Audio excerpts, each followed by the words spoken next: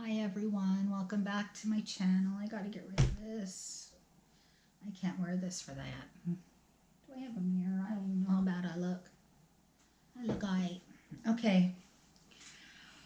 So, I'll say don't forget to like, subscribe, and hit the notification bell. I'm not gonna get all fancy and sing you a song because this is not a sing you song kind of video.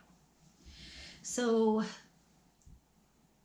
you guys all know that, or at least I don't really talk about my pets every time we get on here, but I talk about them enough. We have two guinea pigs named Reese and Peanut, because we all love Reese's peanut butter cups. And one's brown and one's like that light beigey color, that beige color of the Reese's peanut butter cup in the middle. So Reese and Peanut. We have Junior the cat and Chanel the dog. And Junior went to live with Maddie, actually. That's her cat. It's not our cat at all. The guinea pigs are hers too. She's our little animal collector. The only animal that isn't hers is Chanel, and that's mine. And he went and he lived with all the young adults in there. How many people are there? 5, 6, 7? So 7 people to pet him, to love on him. He was having a grand old time over there. And we brought him home over Christmas, and he got thin. He got really thin, like emaciated. And we were, you know, it's over the weekend, you're going to make a doctor's appointment, because he was happy, he was purring, he was eating. It was just like, you know, he wasn't crying or struggling in any way. But I should tell you that Junior, our beloved tabby, was 14 years old, and he was the runt of the litter. He was really, really small he was small, and we always knew that the runt of the litter could have complications, could have problems, but we never really had any with him. He was pretty darn healthy his whole life, you know. And this is hard. So a while ago, like a week or whatever it was, that's why I haven't made videos. Now I'll tell you, you know how Jeffree Star, if you guys know who he is, he thinks of his animals as his family. I do too, and my children do too. Would I risk my child's life over a cat? No, I wouldn't. If I had to choose between one or the other, I would choose my child. But that doesn't, you know, lessen how I feel about my animals. They're our family. They're part of our family. They complete us. They do. They make us whole. They make us... Junior was around. Now, if you think about my kids' ages, they're 28. So she was 14 when we got the cat. She was older. There's a 24, so he was 10. Maddie's 20. So she was 6. Like, that's a little girl. Marty was 3 and Quinn was 1, just turning 2. So Quinn, Marty, and Maddie. Now, I got the cat for Maddie because we had a cat, an old cat that had passed away about a few months before that. And the kids had wanted another cat. We had a cat at the time. He died when he was old too. We are fortunate. Our cats, you know, live to 16, 15, 20. You know, we get to have them for a really long time. But you know, the 2 older cats that we had from when Felicia was a little, they were getting older and one had passed on. So Madison really wanted a kitty, so I got her a kitty, and she named him Junior because he looked exactly like the other cat, except for he was way smaller. And she called him June June. Do I know why? No, I have no clue, but it was super cute. She called him June June, Juji.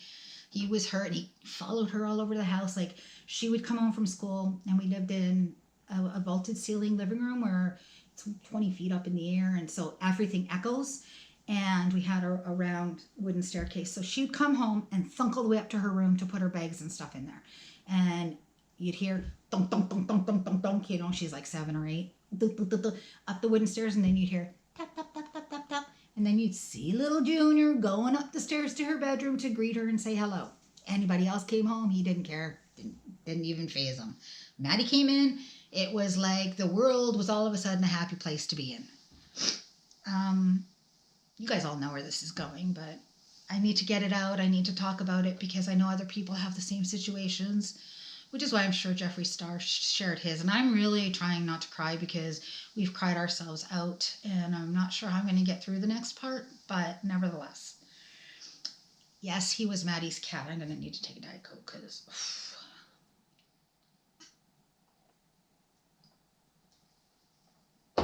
Okay. But he's still a family cat. We all loved him. It was just a little closer to her. So the other day, and I'm oblivious. I'm an oblivious type person. I don't notice things. I really don't. I'm single-minded. Like, I'm concentrating. I'll walk here. I'm going here. That I go there. I do that. I don't look around. I don't, you know. My kids are like, you know that thing was over there for like the last 6 months? Didn't even notice. If I didn't need it or I didn't go into the, because we have a formal living room that we don't enter. I don't go in there, so we don't go in there. Well, Boo Boo, my baby, my sensitive baby. And if you're Boo Boo's friend and you're watching this, and I know some of you do not tease him. He's a sensitive, loving person. He came upstairs devastated, hysterical maybe. And when your teenage boy, who's 15, cries, it ain't good. It's never a good thing because they don't, ever. He's the one who found the cat. I guess the cat had passed away during the day. I didn't notice. I feel so bad. And I didn't know what to do. It's just, I don't know. I've never seen my son like that. So it was really difficult for me because I need to deal with a cat, but I need to deal with him. And I can't. I can't deal with the aftermath of any of that stuff. Never. So I called my husband. He told his boss. He came home. He's the one. He was raised on a farm his whole life, cattle ranch. He can deal with that. I cannot do that. No, no, no. Try to calm my son down. Wasn't working. Of course, you guys know this is a cat he's had since he can remember. He doesn't remember his life without this cat. We've moved. We're a military family. The cat always came with us. The cat was always there. Always. So, you know, I was confused because I'm like, he was starting to get thin, but he was not. You guys know what I mean, right? And my husband got home and I'm like, did you notice anything? Like anything? And I'm gonna cry. And he's like, no, I fed him his soft food because we were trying to, you know, make him happy. So we were giving him like little soft food because he was getting older, right? And we didn't give our cat soft food until recently. They ate the hard. And he goes, Diane, he came up onto the island and was meowing and purring because he wanted his morning soft food. He goes, I gave it to him. He ate it. He was happy. He jumped down after he ate it. Everything was fine. So, you know, I'm not going to say that made it better. I hate to say that made it better, sorry, but it did. Because I felt like I had let down my kids. I had let down the cat. Because I didn't really think, you know. Now I know that it was probably, you know, he was old and he was a runt. So, you know, he was elderly. He was an elderly cat. That can happen at any time. Heart attack, we don't know, right? Although I think he might have been getting sick because like he was losing weight, right? This is not the hard part. The hard part, telling Madison that her best friend, because she called him that all the time. She goes, I don't need a human best friend because I have June June. I had to tell her that her cat died. And for any of you out there, this is what this video is for you to help your children. Because sometimes we forget, you know, our little kids, we need to teach them about death. And yes, that's true. But guess what? It doesn't alleviate the pain that they feel even when they're 20 or over 20. Mac and Felicia dealt fine, I think, because they were never really close to that cat.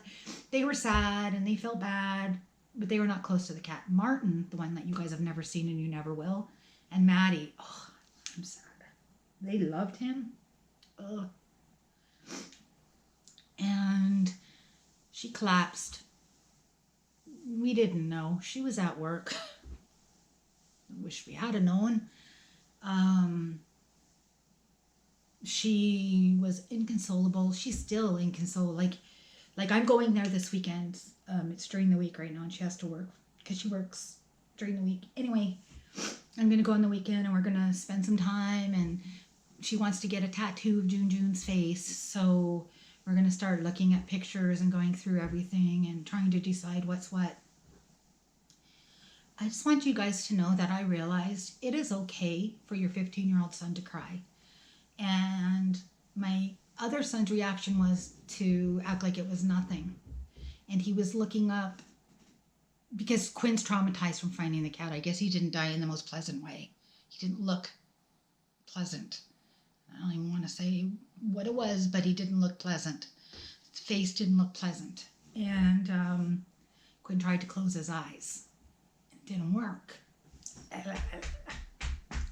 But Martin was like, oh, you know, rigor mortis, this and that. And he was just, and I realized he's not indifferent, nor is he cold-hearted. He's the opposite. We knew that the moment he got alone, he was going to react. But we need to let him do that on his own. He's always been like that, always acted like nothing bothers him, but it does in private. He holds it in and then waits, right? Whereas Quentin and Madison, they just let that out. Like me, they just let it go. And Madison's struggling right now, and I guess you guys, it would be lovely if you could send her some wishes, maybe on Instagram. She's got an Instagram. You can check that out. She loved that cat very much. That was, I don't know, I've never seen a cat follow a child around. Cats don't do that. That's what dogs do. The cat was like a dog with her. She could lie the cat down and put baby clothes on it, and the cat let her. Didn't scratch her, didn't meow, didn't hiss. We didn't know the cat could meow. Never did for 12 years. Didn't meow, didn't cry, didn't make any noise, which might be why I didn't know if he died, because probably he didn't make any noise.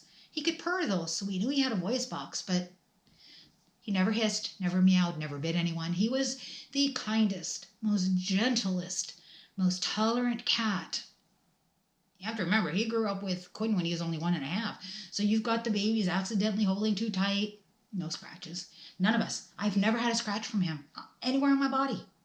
That's amazing, right? That's amazing. So that would be lovely if you guys could send your wishes to her and blessings, and, you know, just tell her that it'll be okay. And I want you all to know that it's okay to grieve. It's okay to allow your children to grieve. Losing a pet is traumatizing. It is upsetting. It is difficult. It is. And so if they're a boy and they're 15, don't tell them to suck it up. I know somebody who did that, and it was not to my son, but to their own. And I'm like, are you kidding? Are you kidding? Telling him that's just going to make him into an angry, cold person. You want them to express feelings because girls want them to. The guys who are sensitive and kind are the ones who get the higher quality girls. And what I mean by higher quality is the sensitive, loving type girls. The type of girls that love children and animals, and that's what I mean by higher quality. Rather than the ones who are self-centered and sociopaths and whatever, you know what I mean? So yeah, so it's okay, grieve, let it out. I have been trying to support my children. Unfortunately, I'm a big softie, so I'm just as bad as them. And Chanel's sad. She keeps looking around, can't find her cat companion, because they liked each other. They didn't fight, like, at all. Like I said, well, they're both the same size, so they didn't fight or anything. And so it's really difficult for all of us, actually. So I don't know. I'm just telling you, I'm rambling. It is okay to grieve. It is okay to feel sad. It is okay to bond with others who feel the same way, and to honor the beloved pets that we have. That's what I'm doing today. I'm honoring Junior. He mattered. He mattered to us. He was a part of our family. He was important. For 14 years, he was important to everyone in his life. So I will see you guys soon.